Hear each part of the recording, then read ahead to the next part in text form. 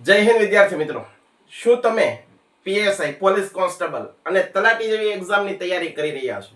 તો તમારા માટે આ વિડીયો ખૂબ જ ફાયદારૂપ થશે, કારણ કે કોઈ પણ સ્પર્ધાત્મક પરીક્ષા હોય એ સ્પર્ધાત્મક પરીક્ષાની અંદર કાપડ ઉદ્યોગ અને તેની સાથે સંકળાયેલા તથ્ય જે ફેક્ટ છે એ પરીક્ષામાં કંઈક ને કંઈક તમને પૂછાઈ જતા હોય છે. તો આજે ટુ ધ પોઈન્ટ એવા ફેક્ટની ચર્ચા એક જ વિડીયો મારફતે કરવી છે કે જે તમને કામ લાગે, તમને પરીક્ષામાં બેઠે બેઠા આવા પોઈન્ટ છે એ જોવા મળશે. ઘણા બધા પેપરનું એનાલિસિસ કર્યા બાદ આ બધા ફેક્ટ પરીક્ષામાં ઓલરેડી પૂછાઈ ગયા છે. તો એની ચર્ચા આજે આપણે આ નાનકડા વિડીયો દ્વારા કરવા જઈ રહ્યા છીએ. તો અહીંયા ધ્યાન આપીએ, ભારતમાં પ્રથમ મિલની સ્થાપના, ભારતમાં સુતરાઉ કાપડ છે એની પ્રથમ મિલ છે એની સ્થાપના ક્યારે થઈ? તો ભારતમાં પ્રથમ સુતરાઉ કાપડની મિલની સ્થાપના થઈ 1854 ની અંદર.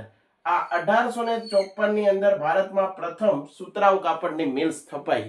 સાહેબ એ સમજાઈ ગયું, પરંતુ આ મિલ્સની સ્થાપના કરી કોણે?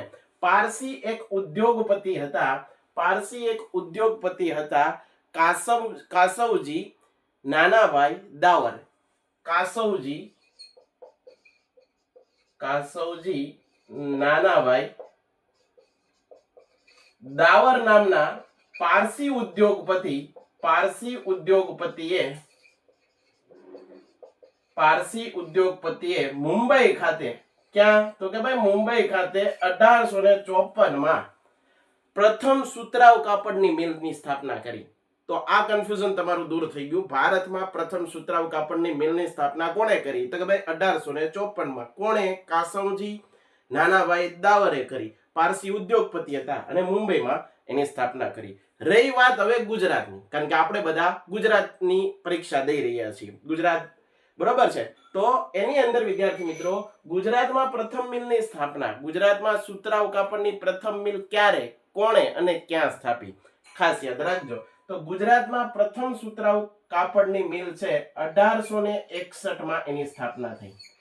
ક્યાં થઈ? 1861 માં એની સ્થાપના થઈ. આ 1861 ની અંદર આ સ્થાપના ક્યાં થઈ? તો કે ભાઈ અમદાવાદ ખાતે પ્રથમ મિલ સ્થપાઈ. ગુજરાતમાં અમદાવાદ ખાતે પ્રથમ મિલ સ્થપાઈ. અને આ મિલની સ્થાપના કરનાર કોણ હતા? તો કે ભાઈ રણછોડલાલ છોટાલાલ રેટિયાવાળા છે, એને આ મિલની સ્થાપના કરી. તો ગુજરાતની પ્રથમ સુતરાઉ કાપડની મિલ 1861 માં સ્થપાઈ. પરીક્ષામાં વિદ્યાર્થી મિત્રો હવે થોડુંક વધારે ઊંડાણમાં પૂછતા હોય. ગુજરાતમાં પ્રથમ સુતરાઉ કાપડની મિલની સ્થાપના બધાને ખબર હોય, પરંતુ ગુજરાતમાં સુતરાઉ કાપડની બીજી મિલ ક્યાં સ્થપાઈ?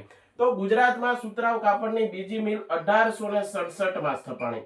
ક્યાં સ્થપાણી? 1867 માં અમદાવાદ ખાતે જ સ્થપાણી. અને આની સ્થાપના કોણે કરી? બેચરદાસ લશ્કરી. આ બેચરદાસ લશ્કરી દ્વારા ગુજરાતમાં સુતરાઉ કાપડની બીજી મિલની સ્થાપના થઈ 1867 માં. હવે કાપડ ઉદ્યોગના પિતા તરીકે કોને ઓળખવામાં આવે, અથવા કાપડ ઉદ્યોગના બ્રહ્મા તરીકે કોને ઓળખવામાં આવે? તો એમાં પણ યાદ રાખજો, રણછોડલાલ છોટાલાલ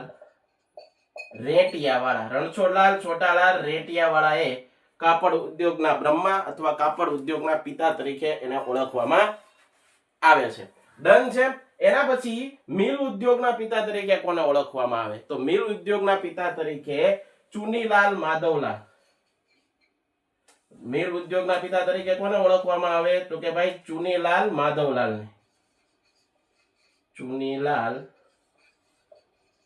માધવલાલ, જેને મિલ ઉદ્યોગના પિતા તરીકે ઓળખવામાં આવે છે.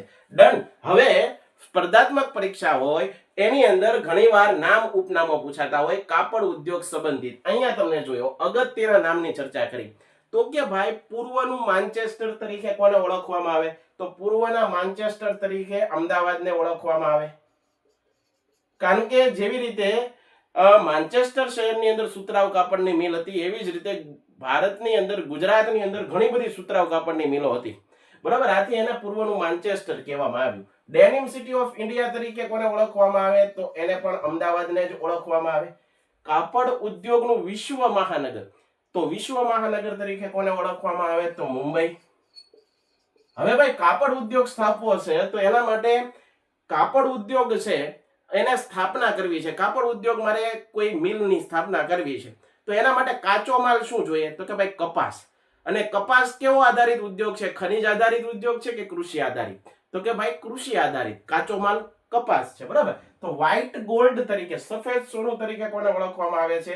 તો કે ભાઈ કપાસને ઓળખવામાં આવે છે. હવે વાત રહી કાપડ ઉદ્યોગ સંબંધિત સંસ્થા. ઘણીવાર એક્ઝામમાં પૂછાઈ જાય કે ભાઈ અટીરા નામની સંસ્થા ક્યાં આવેલી છે જે કાપડ ઉદ્યોગ સાથે સંબંધિત છે?